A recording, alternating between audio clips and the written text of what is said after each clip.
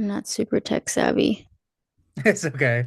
This isn't your first Zoom. I saw your Zoom with the other guy yesterday on Rumble. Yeah, and I'm always like, I don't know what I'm doing half the time. Yeah. You look really cold right now. I'm chilly, yeah, so I'm like trying to stay comfy. Is Chicago really cold right now? Yeah, it's pretty cold. I hope your heater's on. Yeah, it's on, but I still wanted to get cozy, you know? I like your purple background too. It's cool. Thank you. Thank you. Do you play I I'm guitar? I used to play a little bit more of a bass player. That was like Oh, my main. oh yeah, because it has four things. It's Yeah, bass in the I back. think you could see there's a guitar here and then there's the bass. I don't know Nice. You have if both. you could Awesome. see it. Yeah. But I haven't played bass in years. I really want to get back into it at some point. What's stopping you? But um I think all the the issues that I had and I felt like I had to sort a lot of things out, a lot of torment. So every time I would try to do something that like made me happy, I would experience a lot of torment in my head and a lot of intrusive thoughts, and then often kept me from doing the things that I enjoyed doing because then immediately like torment, intrusive thoughts, and um, it's kind of why I stayed away from the things that I cared about because I didn't know how to handle it, you know. But now I've gotten a much better grasp on that. Sounds really, really difficult and torturous to me. Yeah. So where do those intrusive thoughts come from? Well, now I know that uh they were unclean spirits that I had. And once they were casted out, the intrusive thoughts went away, the torment went away. Because I would try to, do it the world's way, therapy or Uh-huh. whatever. Uh-huh. And it would just help me in a way just manage my demons, but it's like it's exhausting always trying to manage them all the time. Of course. And so I started looking for a different way, and Christianity really opened up a lot of possibilities for me. And I feel like I don't struggle with that anymore. So how did you flush them out? Was it through God? How did you flush them out? So I had a pastor who's really gifted in discerning what unclean spirits you have. Hmm. And he just started, spirit of torment, spirit of rejection. He just started like commanding these things out. I'm like spelling and like on the verge of like throwing up. I'm crying. I have like snot coming out. I'm shaking. Um I feel like a fire all over my body, and then it's like, yeah, just like that. It's like it was gone. So So it just was, a one day thing, it sounds like. yeah, Just yeah, wow. yeah. It was the strangest, coolest thing ever because I was such a hardcore atheist before. And I just never really looked into the spiritual side of things because as an atheist, you always want to have a psychological explanation for it. And yeah, so I never thought in my life that really what I was struggling with were unclean spirits that had been tormenting me pretty much all my life. So help me understand what kind of thoughts you were thinking. What was going through your head throughout that time? Um, a lot of you're worthless, you're a piece of shit, you should kill yourself. Wow. Um, what else? Like you're a disgrace, everything you do is awful, you need to stop. Um, it's too late for you. What do you do? Like, yeah, and it's just like repeatedly and repeated thoughts like that. Exhausting. Yeah, it was very exhausting. I'm hearing maybe a little bit of self-sabotage in there. Oh, a lot of self-sabotage. And it's funny because he commended that out too. He's like, spirit of self-sabotage come out and like I just had a lot going on. Yeah, so I think the first point I want to make is that different things work for different people. There are some people who seeing a pastor or religion helps more than therapy, like you, for example. And there's the reverse too. There are people who therapy helps more than religion. So the first point I want to kind of establish is that different things work for different people. Would you agree with that? Not necessarily because I believe that we can't do everything without God. I feel Hmm. like that is having a strong spiritual foundation is crucial. Hmm. Regardless if you successfully manage them, some people do learn how to manage them well, Hmm. but I do feel like there's even more freedom in that. Like you don't have to always manage them or learn to live with it and better cope. Like there's the spiritual element too that I think needs to be addressed.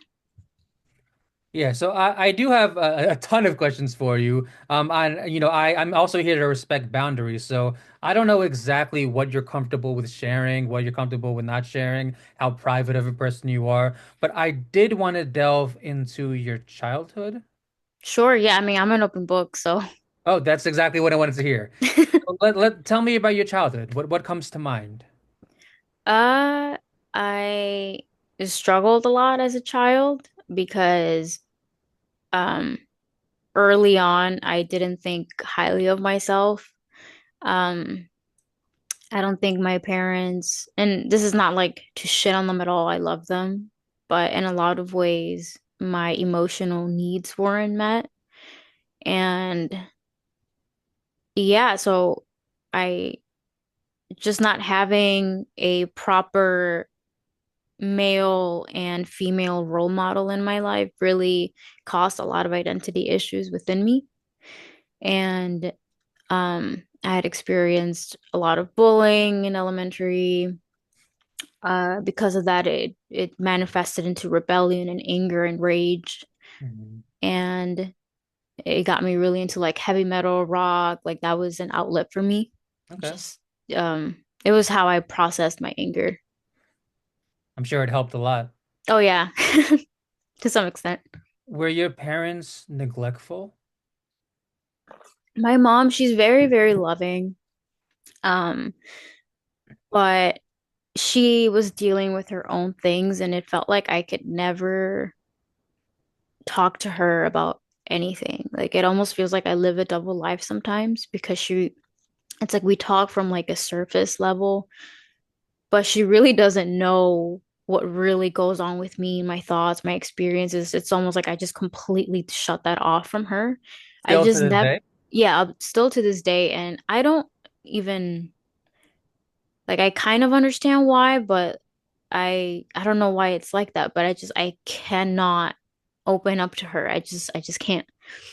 And my dad was just completely neglectful of me growing up. Like it's like he was there, but it was just like a human being there and never talked to me, never hugged me, never told me he loved me or anything like that.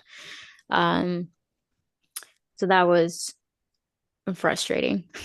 Yeah, I mean, I think frustrating is an understatement. I think that, that what that teaches the a child's brain, when you have a neglectful parent, what does that teach the child's brain? It teaches them, I'm not worth anything. I'm not worth loving.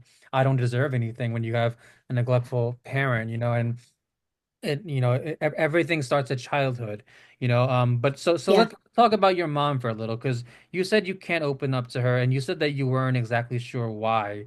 Now if I had to take a gamble, I would say it was a fear of judgment. Why you won't open up to her? Is there some fear of judgment in there? Yeah. Yeah, because it feels like when I was a kid, it's like everything that I did or the way that I would dress or the things that I liked were always a problem for her. Um, Judgmental. hmm? She was judgmental. Very. And oh, you're crazy or you're weird. Like, where are you? Like, I always had this sense that she felt like I wasn't the daughter she had hoped. Hmm. Like, she never like expressed that, but like growing up, that's how it felt. Are you the only child? Um, no, I have an older brother. How does she treat him? Um, well, I mean, like I said, like my mom's great. It's just we have these, we have this, dramatic cultural differences. She came from a small town in Mexico, and so they think very differently. You know, they come from a small town. I grew up here. So it was like we come from two different worlds, and I just had a hard time relating to her world, and she had a hard time relating to mine, you know? Um, Help me understand your world. What is your world?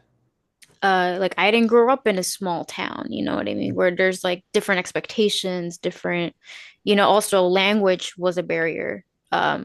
She only speaks Spanish. I speak both languages, but I have trouble talking um like in depth in Spanish. So that's sometimes it's like I want to open up to her, but like I just can't. Like I can't because of the language barrier. So that's also very difficult, and I get frustrated because I can't say what is truly like in my heart sometimes, you know? And I get frustrated, and that also has added on to this like disconnect.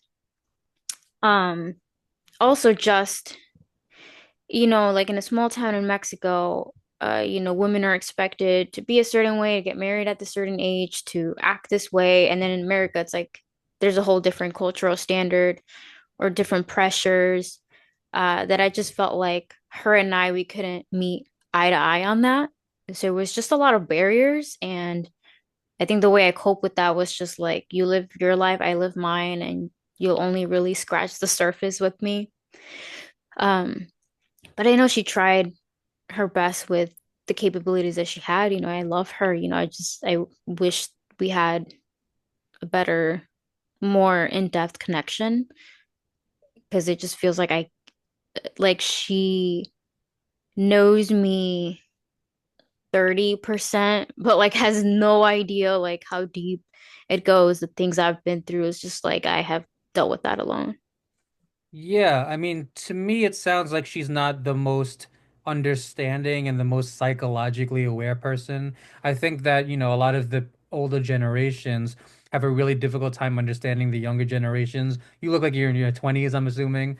But I think a lot of them have a difficult time understanding the way that we think, even though I just turned 35 still. Like, every generation is different. And I Yeah. think the generation before us was way less psychologically aware than we are, to be honest. I think that we understand a lot in the world of psychology and in the world of mental health that they don't. Um, and obviously there will be a difference. Obviously if someone is born in Mexico, were you born in America or were you born in Mexico? I was born here. So obviously, if you're born in two different countries, you're gonna have different perspectives. You're gonna have different lives. You're gonna see the world differently. So but you did say that you've reached the point where you love them. So how did you reach the point? How did you manage to love them after all that neglect, after all that judging, after all that exhaustion? Why do you still love them? Well, I think my mother, she's amazing. Like, despite the judgy and maybe she is not so judgmental, but I have just internalized that like maybe if I open up, like she'll be willing to listen or something. I don't even know. Like I just don't have that comfortability to do that. But, she's the type of woman who always self-sacrifices herself for her kids. Always work long hours.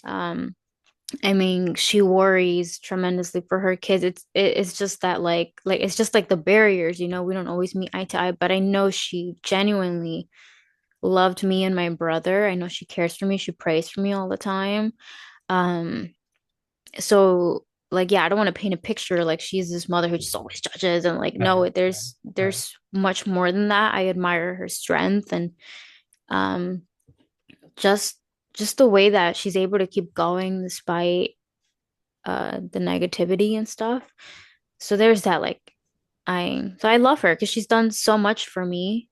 Sure, maybe not everything, but beggars can be choosers. I'm so grateful for her, Um, and my dad, on the other hand, I feel like I'm not really sure what has happened with him, but I feel that him and I have been talking more. It's still very like on a superficial level. Um, but he's more calmer now in a way, a little bit more active. He tries.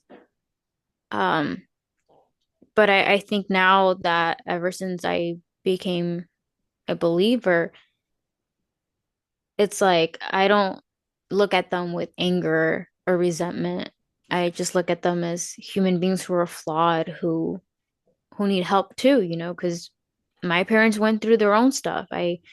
My dad didn't have a good dad, like I recognize the circumstances that both my parents were in and how that shaped them and how these like things pass on, you know? So I can't condemn them my whole life, you know? All I could do is forgive them and love them and try to nurture that relationship the best that I can. Did you have resentment towards them before? Oh yeah, both. And rightfully so. That's one thing I want to establish. Like, you were not wrong for having resentment towards them. You were absolutely right for that. I don't want you to go to bed at night being mad at yourself for having that resentment. And it sounds like you've reached a more forgiving point, but I also want you to understand that you had the right to be resentful towards them. Your father was neglectful, your mom was judging. You had the absolute right to to be resentful. I did. There's no blame on your end for that, right? Right. Yeah. I mean, thank you because for a long time I felt like I wasn't allowed to be upset or how would I say it? Like, Resentful. yeah, resentful or like I'm not allowed because it's like when you hear all the time that like when there's been times where I've tried to open up with my family and then it's like, oh, you're crazy, you're crazy, you're crazy, or dismissive, and then I just shut down, and then I start to feel like, well, maybe like I am crazy, maybe I am the problem, and because I had my own issues, not like I was a perfect daughter. I did crappy things too, very selfish things growing up. So it's like I felt guilty for that, but at the Can you same give time, I me an understand. example of like something selfish that you did that you felt guilty for? Uh, like for example, my mom had surgery one time, and obviously she needed help. Um, but it's like when there were moments where my mom needed me most, that's when my resentment would just like resurface. Interesting. And it, I like didn't help her because a part of me was just like, it's like, I don't know why, but in those moments where she needed me, I just would feel anger. And that's when my resentment would turn up. And like, I did that and I feel awful, you know, because I Well, should have been there. right. So maybe the reason why you felt resentful when she needed you was because you felt like she didn't deserve your help. Yeah, in a way, but she also had done so much for me. So it's not like she didn't. You know what I mean? I think it was probably just that anger of like when I needed you the most, like emotionally, I didn't have anyone to talk to. And I think it's that like that was resurfacing and I Yeah, felt so very bad about it, you know? so it sounds to me like you sort of had the mentality of you weren't there for me emotionally, so why the hell should I be there for you? Right, yeah. But I recognize like I should have still like that I was being an asshole, you know? That wasn't right. Well, maybe you were being a little of an asshole, but where did that assholery come from? Assholery came from you being neglected and you being judged. You know, I mean, it sounds to me like what your brain. I've noticed it a few times already. What your brain will say is, yeah, they did some wrong, but they also did some right. So I should kind of be grateful, and I should kind of like brush off the wrong. And it's definitely good to be at a forgiving state, and I'm very proud of you for reaching that forgiving state. But at the same time, understand that you had the right to be somewhat of an asshole because you were mistreated as a child. So you had a right to be resentful and you had the right to be somewhat of an asshole, and you were just a kid. You were just a little girl. So I would argue that you kind of had the right to be. Yeah, I guess I just don't want to see it as I was mistreated because it almost feels like I'm dishonoring my parents, you know what I mean? Like, Yeah. So I noticed that you're very, very sort of afraid to dishonor them. And I I'm willing to bet that they taught you that dishonoring your parents is a terrible thing to do. um, well, because I was very rebellious and asshole Mm. person growing up, so I didn't really respect my parents growing up. Um, it's more like I'm okay now with the circumstances. I acknowledge that they failed in a lot of ways. Mm. I acknowledge that like I'm not like excusing anything. It's just like I'm at a place where I'm okay. Like I'm not holding on to anger anymore. I'm not like, oh, you should have done X, Y, and Z. Yeah. Now I'm just like focusing on trying to love them the best that I can because I know they love me in their best capability that they have. Mhm. And yeah, that's Yeah, how I I move mean, I forward. think that it's really, really incredible. It always really impresses me when someone who, was somewhat neglected or abused or judged as a child, when they reach that point of forgiveness, that's very, very impressive to me because it's really hard. And there are a lot of people who never reach that point. There are a lot of people who are just resentful for their whole lives, and then their parents pass away, and then they kind of just take that resentment with them, you know? And the first thing I want you to know is that I'm really, really proud of you for reaching that point of forgiveness and for transcending the resentment and transcending the anger, even though you had the right. You had the right to be angry. You had the right to be resentful. You transcended it anyway. And that's definitely something to be proud of. Um, what I'm hearing is that they loved you, but they never really knew how to express it. Right. Yeah. And I that's don't one think thing I about ever the older felt generations. Like the older generations, they didn't know how to express love the way that we do. right. Yeah. I don't think my dad expressed any kind of love for me as a child. It's more like something that's been happening within like the last couple of years. Because they were never taught how. Yeah. Because your dad is Mexican too. Yeah. So let me ask you a question. Back in the day, back in their day, was the Mexican culture sort of like not showing each other affection? I don't really know what their culture was kind of like because it's almost like I was so in my head about everything I was going through that like I didn't care about these things before, you know. But I know that from where they come from, it's always like, oh, you're here to work. You're here like they have this like let's just we don't have time to be depressed, you know. We should be working, you know what I mean? Um, so yeah, I just don't I mean, I remember they had like not like I guess like farms and stuff that they like took care of. So they were always busy. So it's not like they had time to like contemplate like emotions and all of these things. Yeah, yeah. And I know that my father's father, he was a gambler, would always do his family dirties.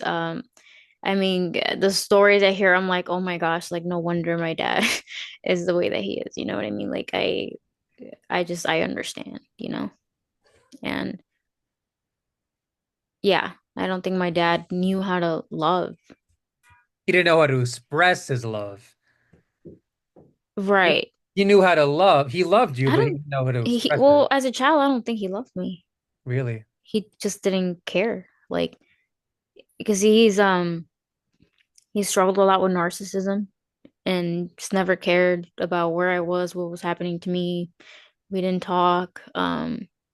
He was definitely in his peak asshole phase when I was younger. It's almost like recently that's when I started to see a more warmer side to him, What but made it was him always warmer? cold. What made him warmer? I honestly don't know because I he doesn't express his experiences. Um, can you hear background noise? No, No, okay, cool. Um, what was I gonna say? he doesn't express his Yeah, experiences. he didn't express. Yeah, he doesn't really talk about anything he goes through. Um, so I don't really know. He Yeah, doesn't so open up either. it kind of reminds me of the quote I just heard for the first time a few weeks ago. It's something like, when you don't heal your wounds, you bleed on other people who didn't cause it or don't deserve it. And it sounds to me like your father didn't have the best father, and he was wounded by him. And maybe when he expressed his emotions as a child or as an adult, he was judged by the world, whether it's his Yeah, parents. So now, what does a person's brain learn if they're constantly judged for expressing their emotions? Their brain learns, why would I express my emotions when I'm just going to be judged anyway? Right. So I do have something to say about it. Just give me 1 second. Hmm. Sorry. Me. Okay, sorry. I heard a lot of background noise going No problem. on. But yeah, I the thing about me is that I'm very introspective. I like to put myself in somebody's shoes and try to analyze why they are the way that they are. Um, because I do that a lot with myself. So I would do that a lot for my father, and it's like I can't imagine him having a father who was neglectful, selfish, the gamble that didn't ever put his family for that might have given him that sense of rejection or a sense of unworthiness also. And then that manifests into shame. And then that's when your pride goes through the roof because you're trying to protect yourself all the time. And you're almost just in this nonstop self-preservation mode. And then if you don't deal with that, um, it just worsens and worsens as you age, and then you get more demons, more it just leads you down a path of more and more destruction. Yeah, so it sounds to me like your father put up a lot of walls, and maybe even your Yeah, mom too. They put up a lot of walls. It's a defense mechanism, right? It's yeah, protecting them from the world, essentially. It's really protecting them from judgment or from getting hurt. And it sounds to me like there was always a part of you that wanted to get on the other side of the wall. As a child, of course, or as an adult, either way, like obviously we all want a good relation. We all want two parents that we have a good relationship with. And when we don't get that, it hurts, and there's a void, right? When there's a void when the parent is neglectful or when the parent is gone, there's a void, isn't there? yeah, yeah, definitely. And it'll keep passing down generation to generation. I'm like, I don't want to pass that to my future kids. Like I don't. I just want to break that generational curse. Is your plan to have kids? I want to have like 5 kids or something. That's amazing. Are you with someone right now, or Yeah. nice? And his plan is also to have a kid. They had kid. He doesn't want kids anytime soon, but Okay, I mean, you guys are still. He's probably in his 20s too, right? yeah. Yeah. So to me, you sound like a very introspective person, like you said, and I I cannot imagine you being the same as your parents because you're too introspective. They don't sound very introspective to me. And to me, it sounds like you are going to break the cycle. That cycle of neglect, that cycle of judging. It sounds to me like you are going to break that cycle because you're so introspective yourself. Right. I hope so. I believe you are. I mean, you sound very psychologically aware to me, and again, like I'm really proud of you for breaking that cycle because I know you will. I mean, you already broke the cycle of psychological unawareness. Like I can already tell that you broke that cycle, so that's one down. How about your relationship with your brother? What's that like? Uh, right now, not in good. Also, let me know if you hear any background noise. Very, very little. I can't hear. Okay, perfect. Not great. We're not doing so well. Do you want to not talk about that? We can talk about it. He, he's married, he has his own kids, so he doesn't live with me. And I feel like because we just don't keep touch like we used to, it's like he also has no idea what's been happening with my life or my struggles or the torment or the intrusive thoughts or just everything that I had been going on with me. And I think it led to a lot of just surface level judgment towards me. And don't get me wrong, like I said, I did shitty things too that didn't help. Um, but I also felt like I was a lot of times unfairly judged Yeah. and just like, oh, the constant, like, you're crazy, you're crazy, you're crazy. And what's wrong with you? Why can't you be normal? Why can't, like, you're selfish, you're selfish, you're selfish. Like, look at what you do to mom. Like, and it's just like, is anyone ever curious about like why I do things? Like, or why I am the way I am? Like, why am I always like villainized? It's just like it's exhausting. Sounds exhausting. So, first of all, I want to establish that there's a huge difference between doing shitty things as a kid and doing shitty things as an adult. Because doing shitty things as a kid, like I never really put blames on kids. Kids are just a product of their parents, of their environment. I do not blame, a 16, 17-year-old Ari or younger for what she did ever because you were just a kid. Now, if you do shitty things as an adult, there is more accountability, I would say. But I know where it comes from. It comes from your childhood. So do you want to give me like an example of like what like something that your brother judged you for, like something selfish that your brother judges you for? Um, I think, um, do you hear anything? Very, very little. I can't really. Okay. I keep like hearing, oh my No, God, I'm no, sorry. don't worry about it. I'll listen. Okay. Um, I got baptized in October Hmm. and it was great. I got like fully immersed in the water Hmm. and it was a really happy moment for me. And I sent a video to my brother of it. And, he's Catholic and stuff. And, everyone knows that I had been atheist and, the things that I had done in the past. Hmm. So I thought he would, be happy for Yeah, me. yeah, And instead he's like, are you like stupid? Like, why would you do that? Like, you already got baptized as a baby. Like, um, I'm so tired of you and your stupidities. You and that pastor committed sin, blah, blah, blah. Um, I, it's your fault why mom's depressed. He just kept going on and on. I'm like, where is this coming from? And he basically was like, just don't talk to me ever again. And like, yeah, it was, it didn't make sense.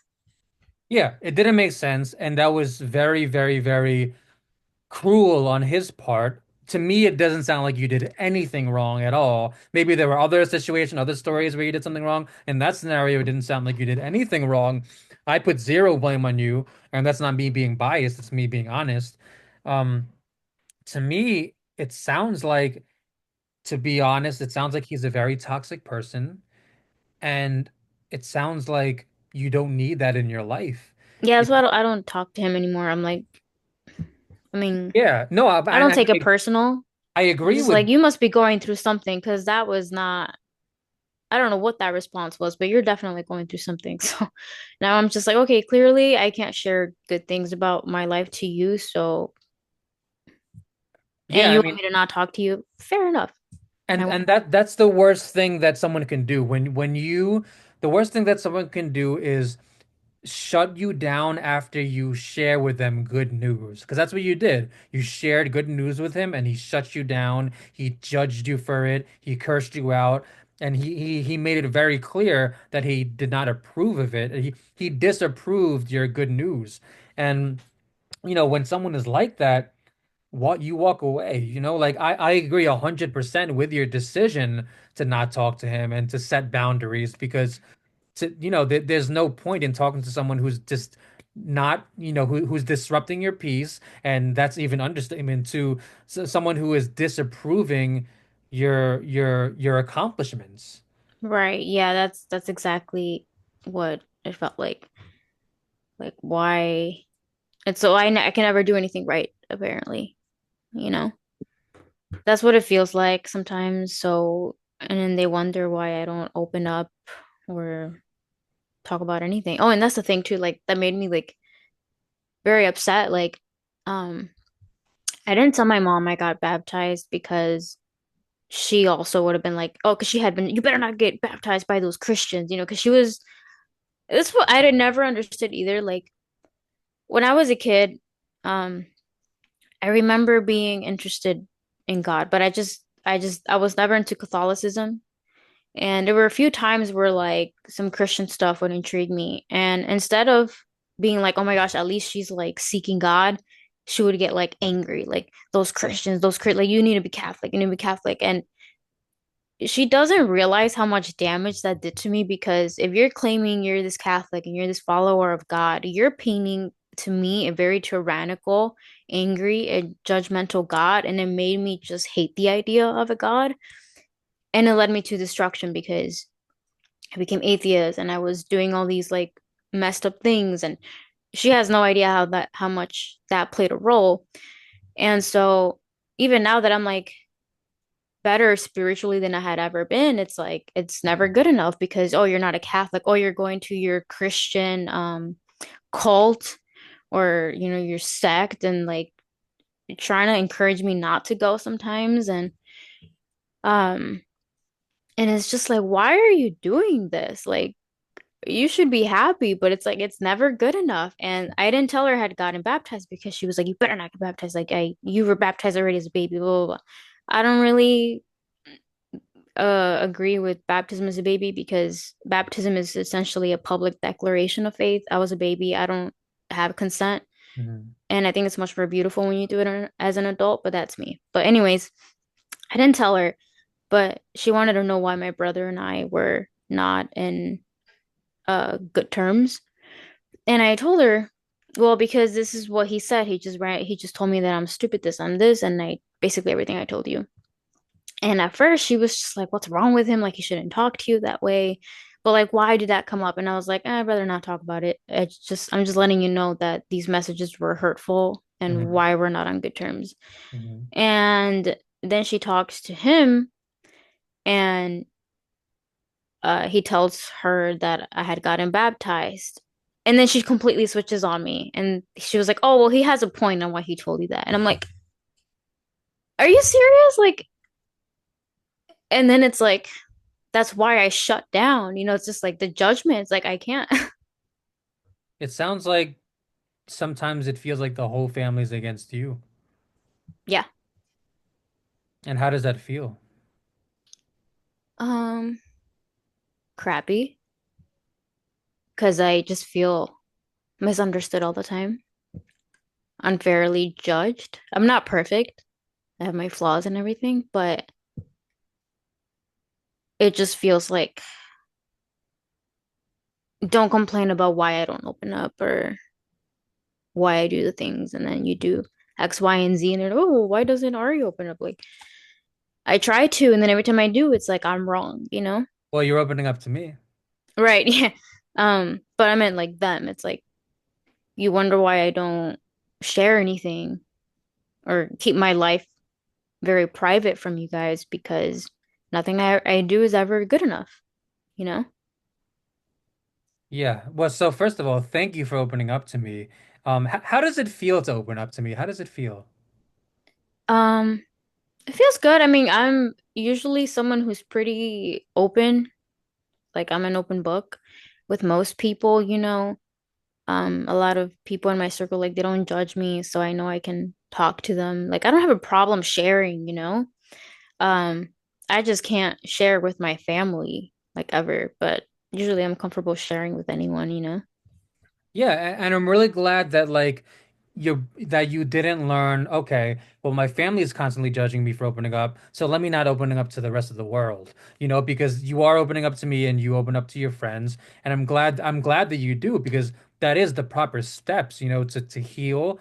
Obviously, you feel wounded from your parents and your brother, and it is opening up to the right compassionate and understanding people is, I would say, taking the proper steps. So once again, I'm proud of you for taking the proper steps to opening up to people. And, I can't imagine what it's like to just have a family that's, constantly judging you and, who is, I would say the word that I always use is they kind of view you as a black sheep.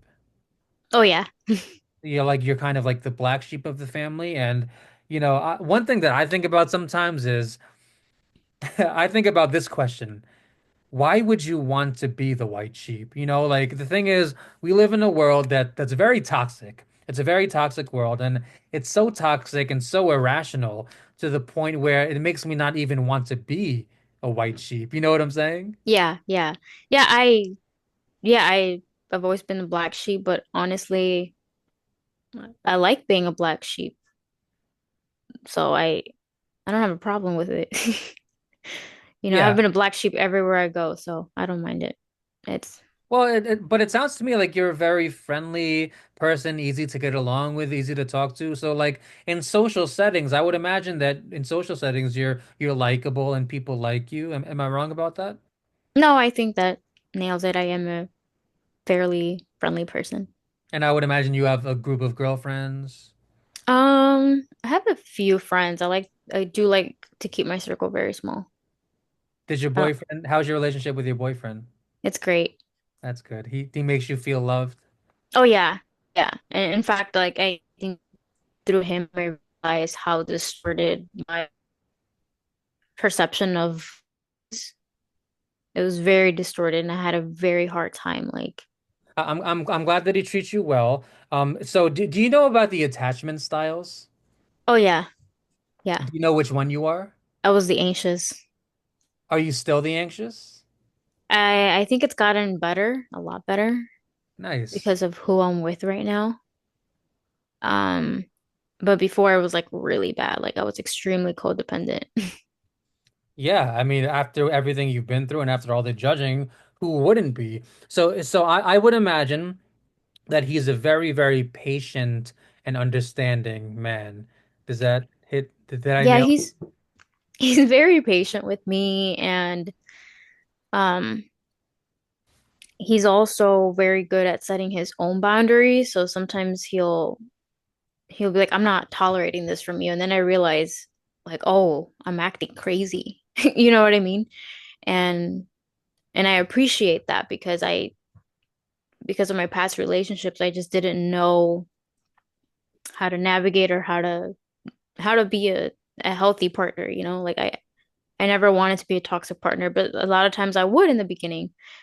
And he would always be like, no, we're not doing this. And I'm like, oh, okay. You know what I mean? So it's like he would um I think what helped me is the fact that he had his own boundaries, and I would always respect them and learn from that, and then be introspective with myself in terms of Xfinity.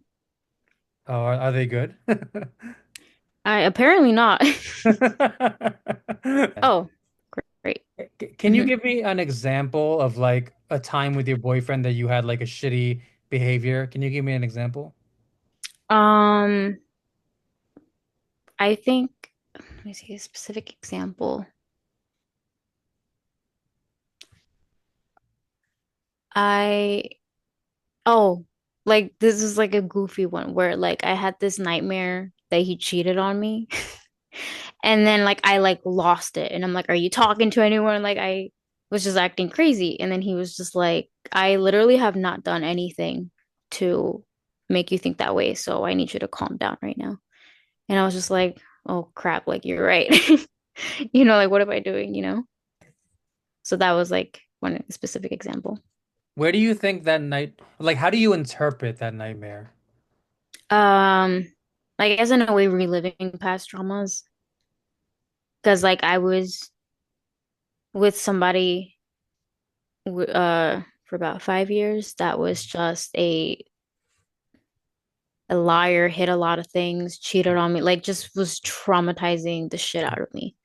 And Wow. it kept getting worse and worse. But like I was in this anxious attachment, codependent that like, and I had like self-worth issues that kept me there. And it it just kept messing up my mental health, like to the point where I would have insomnia, nightmares, and like it just felt like it was constantly replaying in my head. So when I had that nightmare about my current partner, it's like I was like remembering the traumas of like being cheated on and being lied to and just reliving that. Yeah, I mean, again, like who wouldn't, Like obviously if you have a partner who's constantly cheating on you and lying, obviously you're gonna have an anxious style, And again, like to me, like it sounds like you kind of got over that, or have would you say I mean, you've definitely gotten better. Do you still have a little bit of that in you? Like a little bit of what? A little bit of like anxiety that he's cheating or lying. Do you still have a little bit of that in you? No, like it's definitely increased significantly. Maybe I'll say like 5%, but like it's just not like before. I feel like I was carrying a lot of that baggage into my current relationship. Um, so it took a while, it took time because I, when that previous relationship ended, him and I got together literally like a month after. And I wasn't looking for anything. Like I wasn't like, oh, I'm gonna look for a rebound or Yeah, like that's I how just it wanted to heal. But it's like the circumstance, I just happened to meet him and we clicked so well. And I'm like, oh my gosh, like I like this guy. And um it just it just happened, you know? Like I wasn't trying to get back at anyone. I just genuinely felt a connection to him. But unfortunately, because it all happened so soon, a lot of that healing was taking place like within that relationship. Like in a way, I kind of wish I had taken several months to myself just to process because it was difficult processing what had happened to me and then also nurturing a new relationship. Yeah, so again, like obviously it's when you have a rough past, obviously it's going to leak into the future, right? And it sounds to me like you took all the proper steps to heal. You saw the pastor and he helped a lot and you opened up to people and you communicated, or at least you tried to communicate with your parents and your brother. And it sounds to me like you're in a much better place now where you have a loving boyfriend and where you set boundaries because I'm willing to bet that when you were younger, you didn't really set boundaries when you were younger. Yeah, no, I don't think I set boundaries, no. Because you are probably, when you, the thing is, when we're children, when we try to set boundaries, our parents say no. You know what I'm saying? Like our Yeah, yeah, our yeah. parents don't even allow us to set boundaries. They don't allow that. You know what I'm saying?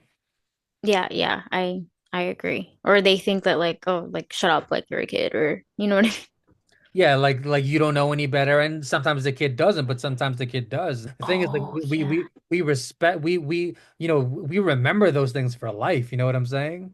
Yeah, you know what? I think that's another thing that I hated about my mom is that she would not respect my privacy. Like she would try to read my diaries, and I'm just like, can you stop? And it made me like hate her because I'm just like, just stop. Like I, they, yeah, like the anger that I had just kept like getting worse and worse and worse because she was just not respecting my privacy at all. So that was frustrating. How Or like old were try, you?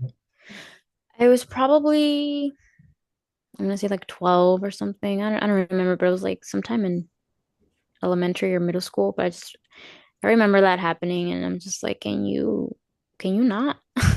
You know, Yeah, it's really intrusive. And then, when the parent says no, what does that child learn? that they're not respected. Yeah, they learn that they're not respected, that your opinions don't matter. Your Oh opinions, yeah, your feelings don't matter. And obviously that's going to carry out into your adulthood, isn't it?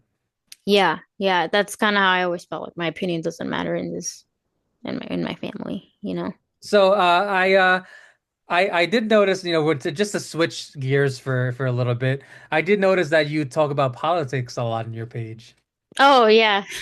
Yeah, so I, No, that's what I do. I didn't know if I wanted to go this route because I don't really like talking too much about politics. So I wasn't sure like if I wanted to go this route or not. But how what are your views on politics? That's a very broad question. Like, You where don't did I have to hold go? back. You don't have Politics to is hold back. messy. Yeah, yeah. Um, I guess I would generally describe myself as definitely much more socially conservative. Um, definitely more right-leaning than left-leaning for sure. I don't like political correctness.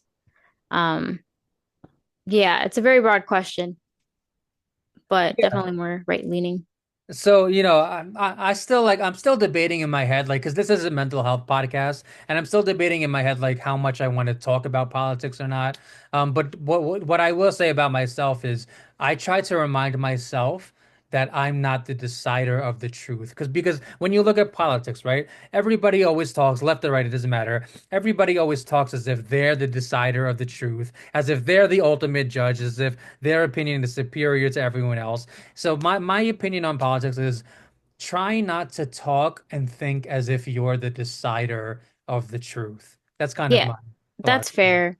That's really, really fair. And I think I had struggled with that for a long time where I always felt like my opinion's right, like you're all stupid or something, you know. And Mhm. then because a lot of times I was right, so I would get frustrated, you know.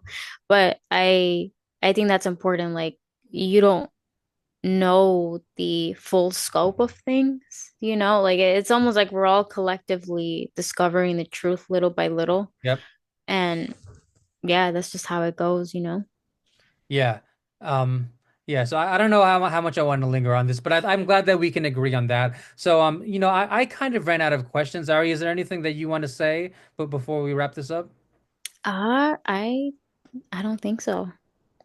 And before I just want to say that, again, like not to sound like a broken record, but it does sound to me like you took all of the proper steps to heal, and I'm truly proud of you. And I do believe that you will break the cycle of the neglect and judging. And it sounds to me like you're very introspective, and that you will for sure break that cycle with your future kids.